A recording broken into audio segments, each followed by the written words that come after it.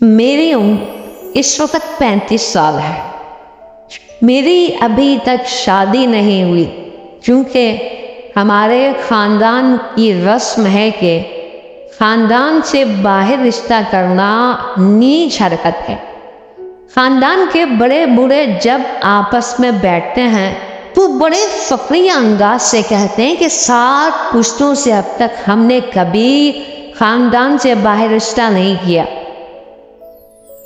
عمر کے 35ویں سال میں پہنچی ہوں، اب تک میرے لیے خاندان سے کوئی رشتہ نہیں آیا، جبکہ غیر خاندانوں سے کئی ایک رشتے آئے، لیکن مجال ہے کہ میرے والدین یا بھائیوں نے کسی سے ہاں بھی کیا ہو۔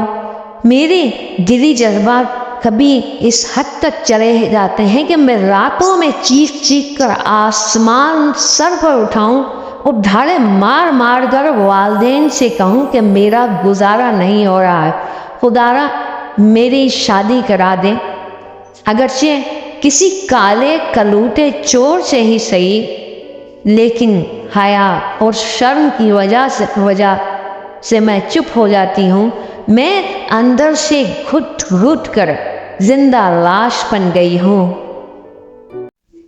شادی بیاوت تقریبات میں جب اپنی ہم چوریوں کو ان کے شوہروں کے ساتھ ہنستے مسکراتی دیکھتی ہوں تو دل سے درد کی ٹیسیں اٹھتی ہیں۔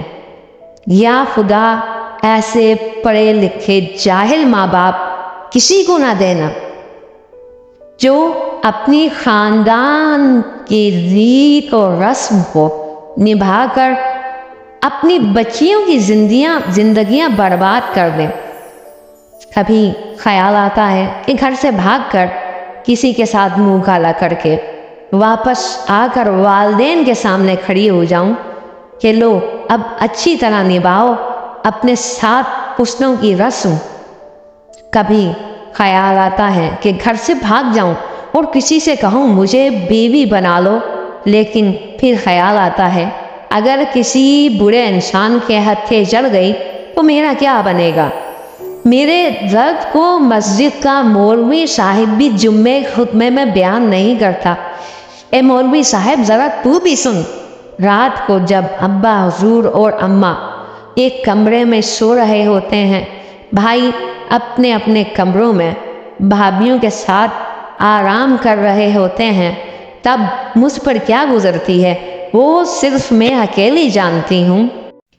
یہ ہاتھ میں وقت تو بھی سن لے، فاروق اعظم کے زمانے میں رات کے وقت جب ایک عورت نے درد کے ساتھ یہ اشعار پڑھے جن کا مفہوم یہ تھا، اگر خدا کا ڈر اور قیامت میں حساب دینے کا ڈر نہ ہوتا تو آج رات اس چارپائی کے کونوں میں ہلچل ہوتی، مطلب میں کسی کے ساتھ کچھ کر رہی ہوتی۔ فاروق اعظم نے جب اشعار سنے تو کڑپ اٹھے اور ہر شوہر کے نام حکم نامہ جاری کیا کہ کوئی بھی شوہر اپنی بیوی سے 3 مہینے سے زیادہ دور نہ رہے۔ اے حاکم وقت، اے میرے ابا حضور، اے میرے ملک کے مفتی اعظم، اے میرے محلے کی مسجد کے امام صاحب، اے میرے شہر کے پیر صاحب، میں کس کے ہاتھوں اپنا لہو تلاش کروں؟ کون میرے درد کو سمجھے گا؟ میری 35 سال کی عمر گزر گئی، لیکن میرے ابا کا اب بھی وہی رٹ ہے کہ میں اپنی بچی کی شادی خاندان سے باہر ہرگز نہیں کروں گا۔ یہ خدا تو گواہ رہنا، بے شک تو نے میرے لیے بہت سے اچھے رشتے بھیجے، لیکن میرے گھر والوں نے وہ رشتے خود ہی ٹھکرا دیے۔ اب کچھ سال بعد میرا ابا تسبیح پکڑ کر یہی کہے گا کہ بچی کا نصیب ہی ایسا تھا۔ اے لوگو مجھے بتاؤ، کوئی شخص تیار کھانا نہ کھائے اور بولے تقدیر میں ایسا تھا کہ وہ پاگل ہے یا عقل مند؟ اللہ پاک نوالے منہ میں ڈلوائے کیا؟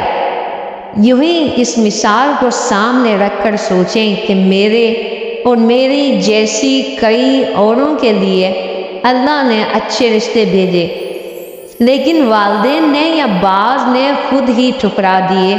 اب کہتے پھرتے ہیں کہ جی نصیب ہی میں کچھ ایسا تھا۔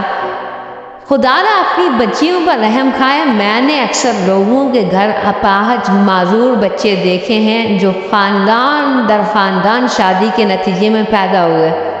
بعض آ جائیں ایسے رسومات سے جس کا ہمارے اسلام سے کوئی تعلق نہیں ہے۔